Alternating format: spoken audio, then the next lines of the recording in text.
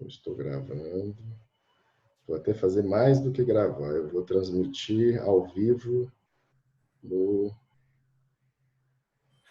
Deixa eu ver se eu consigo transmitir aqui direto ao vivo no meu YouTube. Não, porque deve estar habilitado com você, mas não tem problema. Estamos gravando.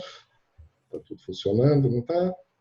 Uhum. Então, vamos lá. Então, superado todos, é o que eu sempre digo, uma apresentação que fala de direito e tecnologia, que não apresenta em algum momento alguma questão de tecnologia, algum problema, ela não aconteceu.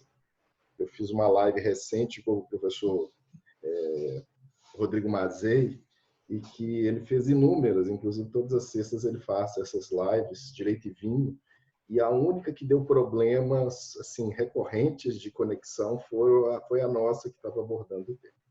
Mas queria agradecer imensamente o convite, é uma honra enorme poder estar aqui com vocês.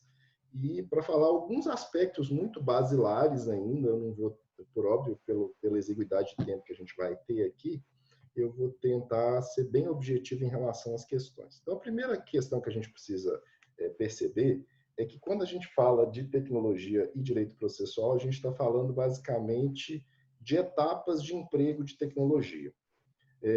Porque as pessoas normalmente quando vão falar, e se tornou mais recorrente o uso da expressão inteligência artificial para, em alguma medida, nominar a tecnologia, mas, na verdade, a inteligência artificial é um campo específico da tecnologia, é um campo bem amplo, inclusive um campo guarda-chuva, mas que, por óbvio, ele tem um propósito específico, que eu vou explicar. E quando a gente fala em tecnologias em geral, a gente está falando de todos os impactos que ela vem gerando no âmbito do direito processual ao longo dos últimos anos. Então, eu vou muito rapidamente mostrar para vocês algumas etapas do emprego da tecnologia. Então, a primeira etapa que a gente tem é a etapa da digitalização ou virtualização dos atos processuais, que é basicamente aquilo que a gente vivencia há muito tempo, e o Brasil talvez seja um dos países com maior, digamos assim, evolução nesse campo, que é o impacto desse transplante do modelo não eletrônico para o modelo online, através de inúmeras plataformas de processo eletrônico que o Brasil tem, todos vocês sabem, inclusive elas têm um problema muito sério, qual seja, elas não conseguem ou não foram concebidas, boa parcela delas, levando em consideração a comunicação entre sistemas, que é aquilo que a gente chama de interoperabilidade. Mas quando a gente fala nessa primeira etapa de virtualização, de digitalização das atividades, o que basicamente nós estamos fazendo no primeiro momento?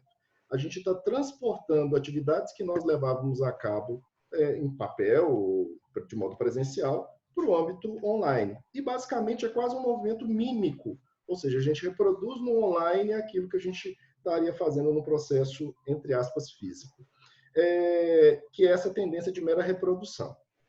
Só que aí, o que começa a acontecer nesse movimento?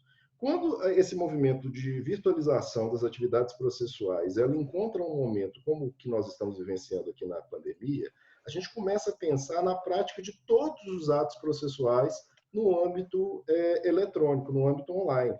E começa a entrar em discussão a questão, por exemplo, da hiperoralidade, ou seja, da oralidade levada a cabo por hiperlink, que é toda essa discussão de julgamentos virtuais em plataformas que permitem julgamentos não ao vivo, como é o caso do PV, do Plenário Virtual do Supremo Tribunal Federal, ou de julgamentos telepresenciais propriamente dito, por videoconferência, através de plataformas que é, por exemplo, a mais recorrente, e aqui, inclusive, eu como advogado venho utilizando mais nos tribunais, que é a plataforma do Cisco Webex.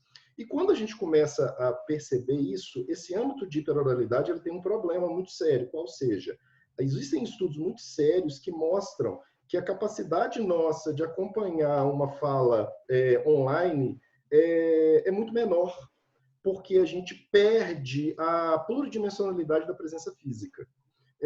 Então, o julgador ele perde a atenção, ele não consegue prestar atenção, e por isso, inclusive, eu estou usando um expediente que é básico para você tentar, em alguma medida, compensar isso, qual seja, que é o que a gente chama de design, ou seja, que eu estou usando uma plataforma específica para atribuir, apresentar para vocês elementos gráficos que vão fazer com que vocês consigam prestar atenção em mim, de modo que se eu estivesse só falando aqui diretamente, olhando para a câmera, talvez vocês não conseguissem prestar atenção em mim durante muito tempo. Então, você começa a usar algumas ferramentas, e no campo do direito, a ferramenta mais comum que a gente usa é a chamada ferramenta de legal design, que é, Entrei por no exemplo, Zoom, só quero ver como é que dá. Ai, que aqui tá sem som aqui. De legal design, no qual você vai fazer o que basicamente? Você vai tentar compensar, como se diz? Você vai tentar compensar a falta da presença física através de elementos de design. Então, eu vou colocar aqui, por exemplo, alguns exemplos. Então, você pode fazer um memorial através de Visual Law, ou seja, ao invés de você apresentar uma petição, e aqui está bem recortado só para dar alguns exemplos.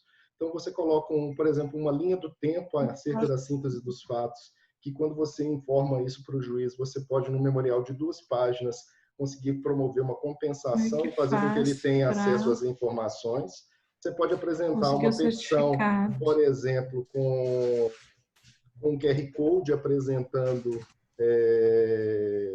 qual é, basicamente, na qual você pode apresentar uma informação qualquer, por exemplo, a informação de você estar colocando um vídeo, um despacho online, e aqui você pode, inclusive, fazer um despacho efetivamente por vídeo, no qual você vai apresentando algumas informações. Ou seja, você compensa informações com utilização, basicamente, do quê? De mecanismos de legal design, propriamente dito. Uma outra questão é que você, nesse âmbito, você começa a falar de novas formas, inclusive há uma tendência de uso de provas atípicas.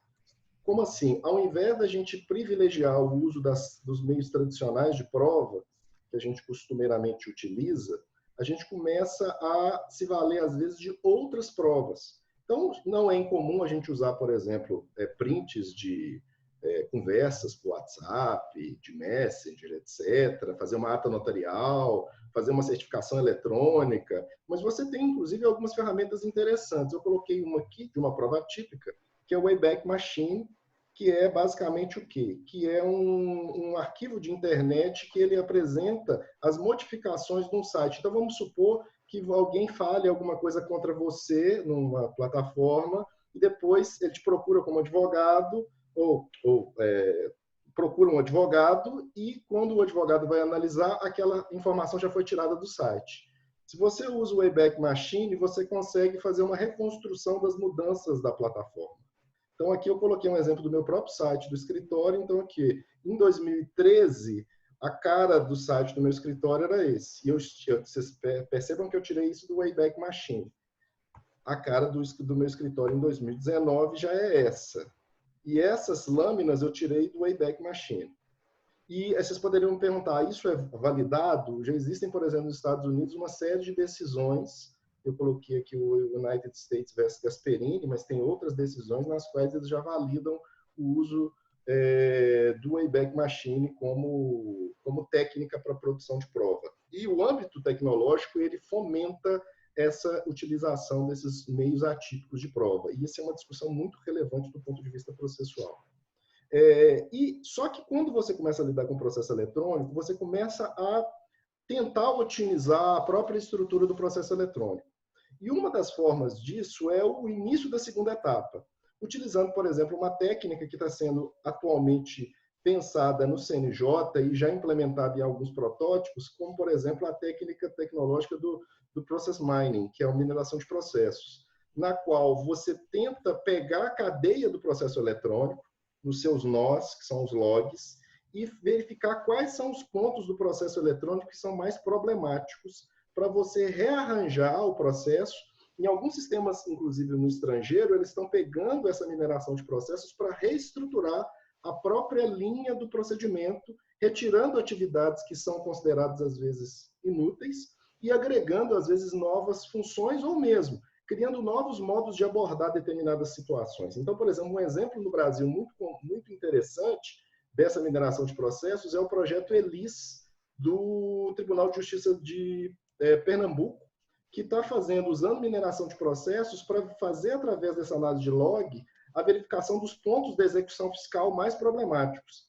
E com base nessa mineração de processos, eles estão criando formas de automação, por exemplo, para fazer a análise da petição inicial, análise da CDA, análise de prescrição totalmente automatizada.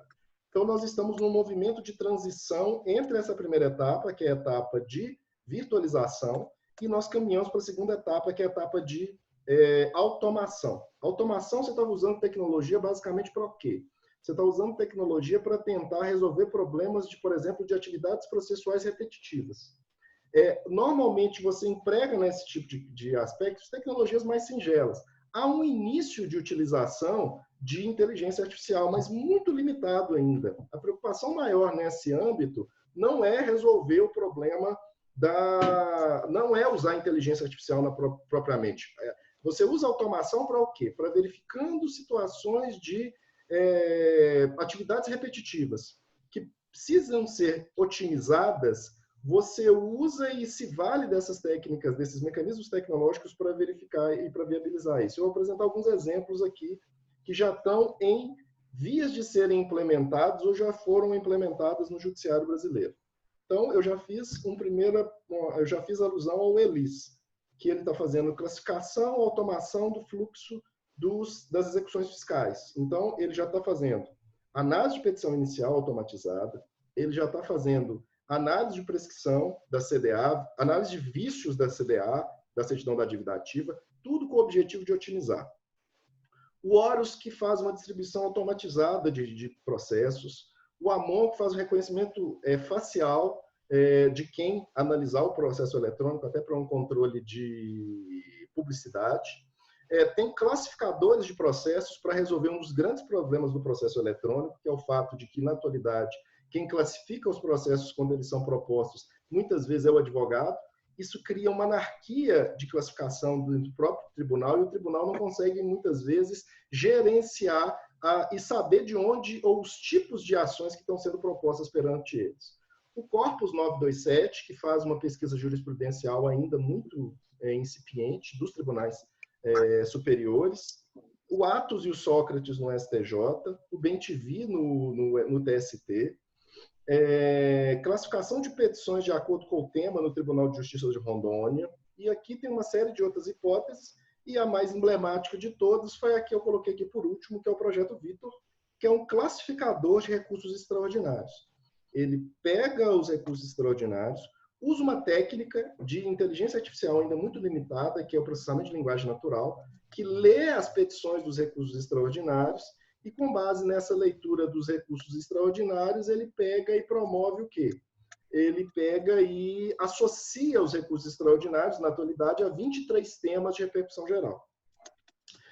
Para, em alguma medida, promover essa classificação. Ele não está julgando nada, ele não está fazendo nada muito sofisticado, é só, principalmente, uma etapa de automação. E aí nós chegamos à terceira etapa. A primeira etapa é virtualizar, a segunda etapa é utilizar a automação para tecnologia, e a gente chega na terceira etapa, que é a transformação.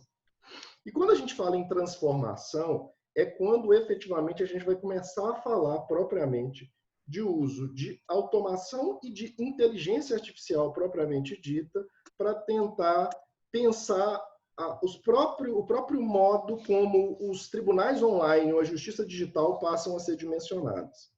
Então, a gente começa a entrar num outro campo, que é o que eu domino de virada tecnológica no direito processual. E quando a gente fala em virada tecnológica no direito processual, basicamente, nós estamos falando do quê? Isso é extremamente importante. Quando a gente está falando de virada tecnológica no direito processual, nós estamos falando de uma possibilidade que a tecnologia deixe de ser empregada tão somente numa perspectiva instrumental. Como muitas vezes as pessoas dizem, não, tecnologia é instrumento. Ela não está mudando as coisas. Só que percebam, mesmo nas etapas que nós tivemos oportunidade de ver, quando a gente pensa, por exemplo, na virtualização e nas audiências por videoconferência, as questões que isso suscita, em termos, por exemplo, de como uma audiência de instrução e julgamento deva ser feito,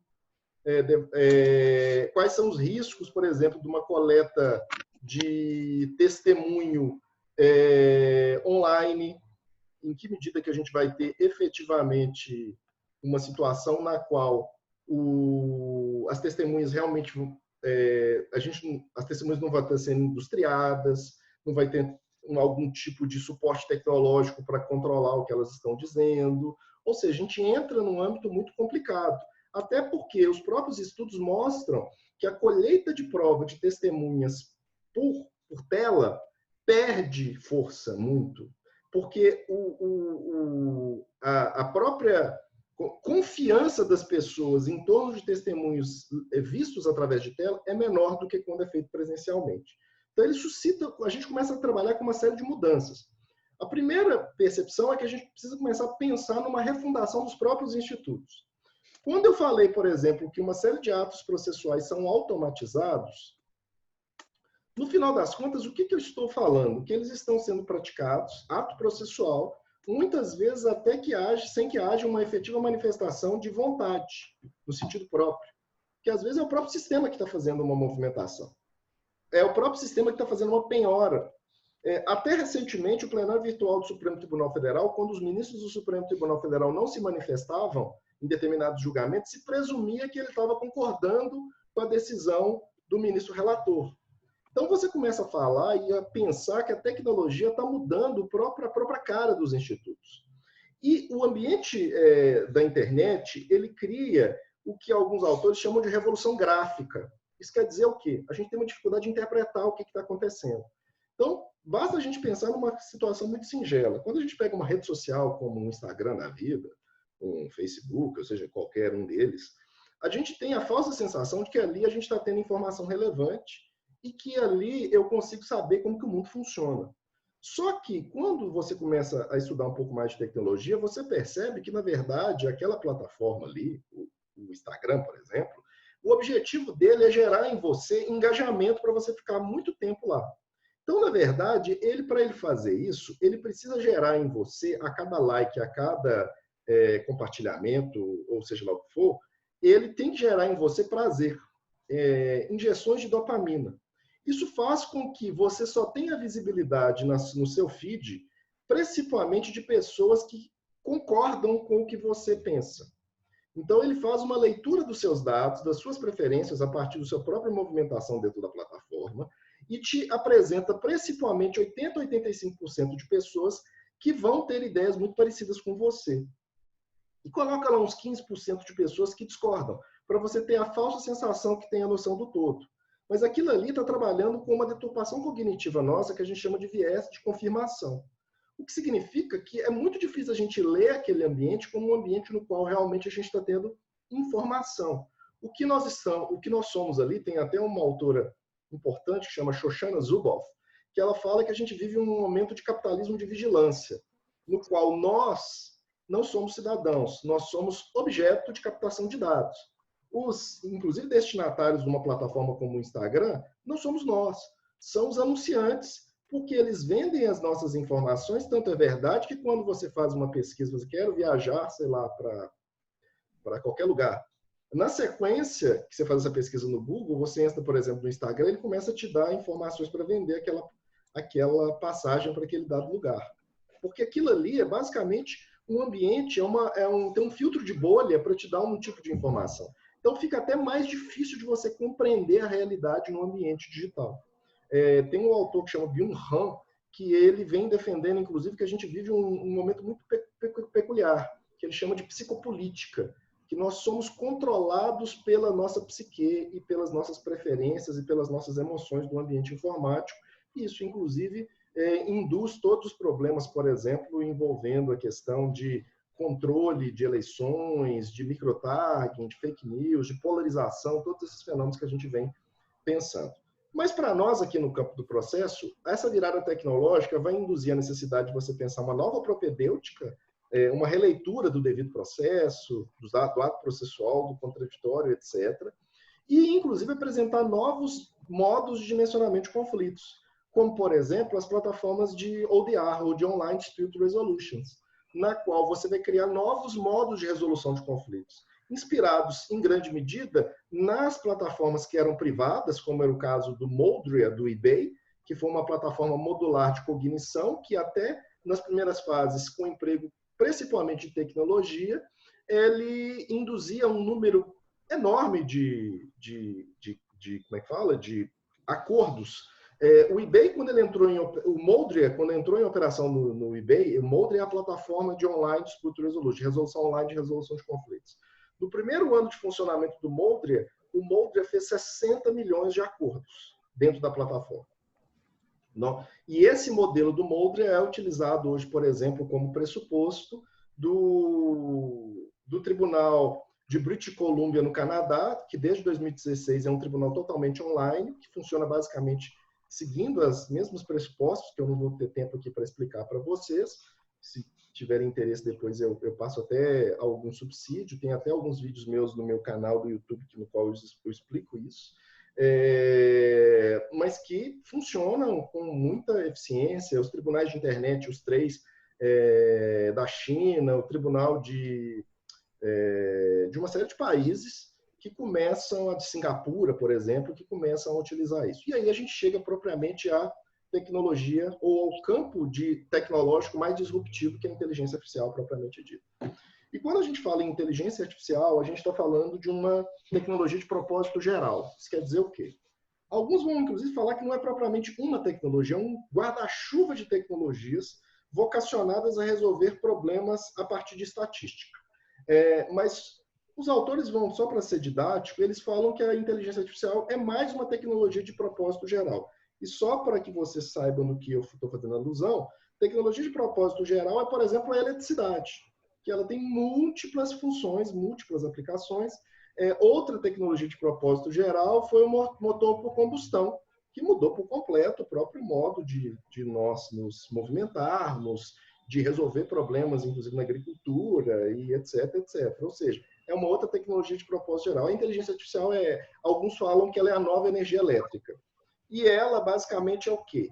É um campo do conhecimento no qual, que começa na década, que foi pensado a partir de um texto seminal do professor Alan Turing, em 1950, no qual o Turing falava da possibilidade de que uma máquina conseguisse reproduzir um padrão humano de convivência e no qual as pessoas não conseguiriam perceber que a máquina era uma máquina. Ou seja, ela fazia passar por um ser humano. E a isso ele, inclusive, atribuiu o nome de jogo da imitação.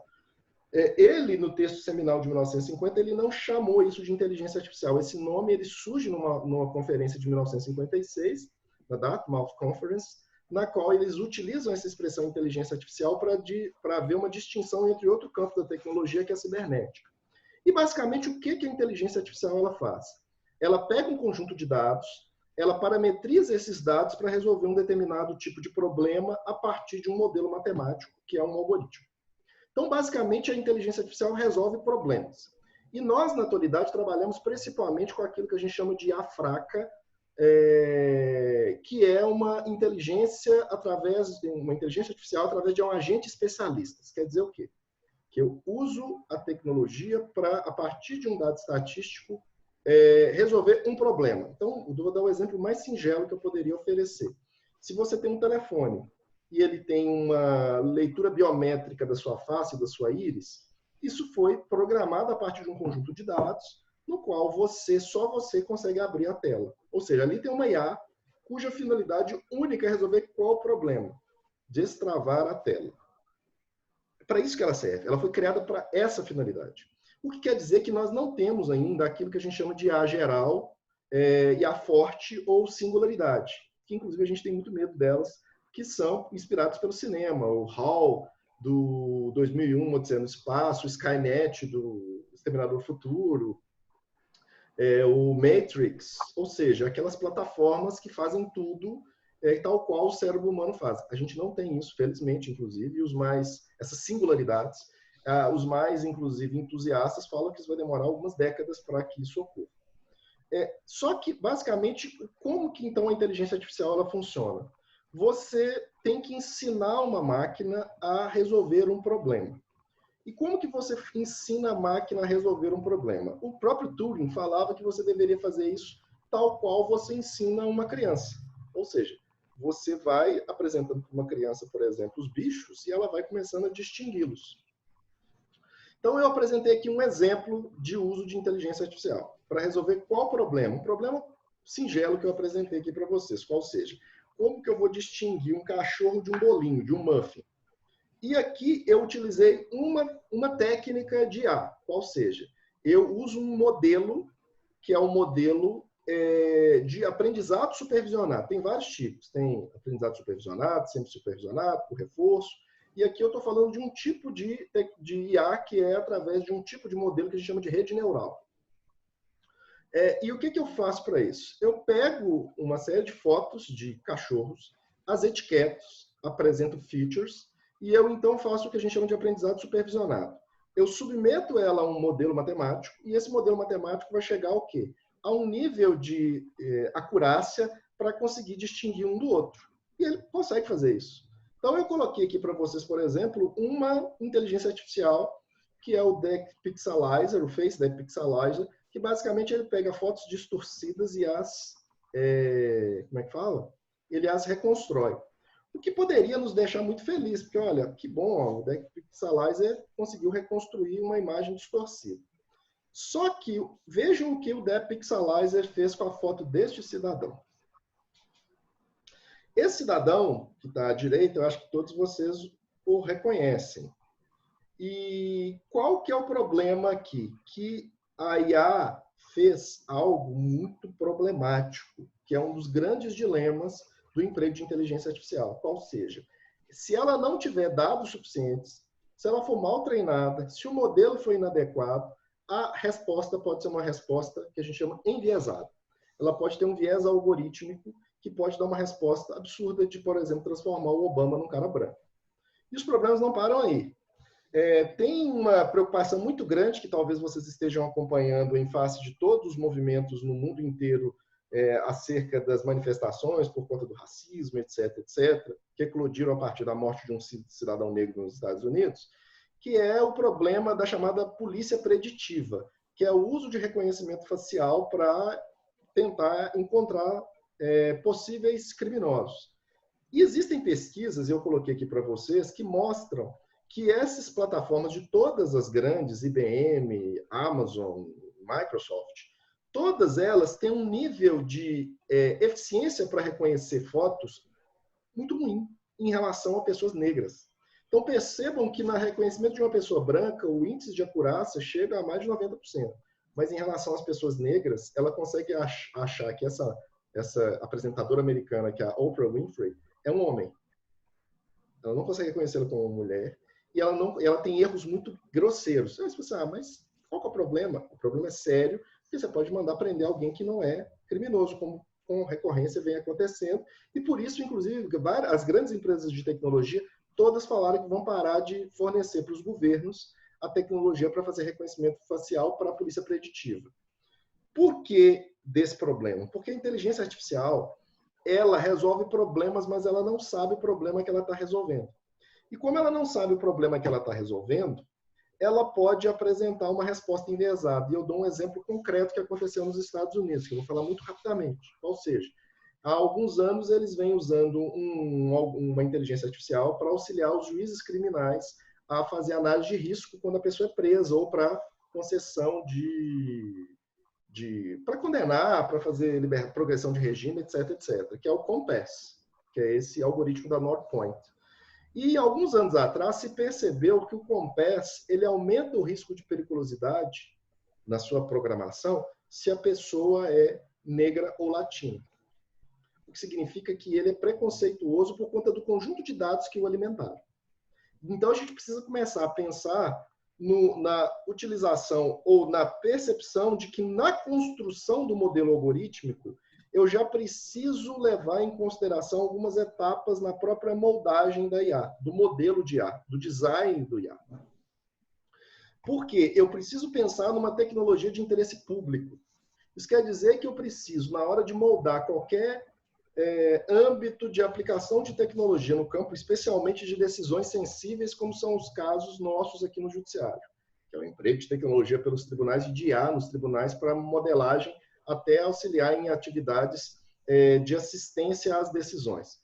eu preciso de ter uma equipe transdisciplinar, eu preciso de ter um desenvolvimento de modelos algorítmicos centrados no ser humano, eu preciso de ter uma utilização, inclusive, de uma série de requisitos éticos, como a fairness, a transparência algorítmica, para que eu consiga ler como que os algoritmos chegaram a uma determinada resposta, o que é complicado, e eu não vou ter tempo para explicar aqui para vocês. Eu preciso de ter accountability.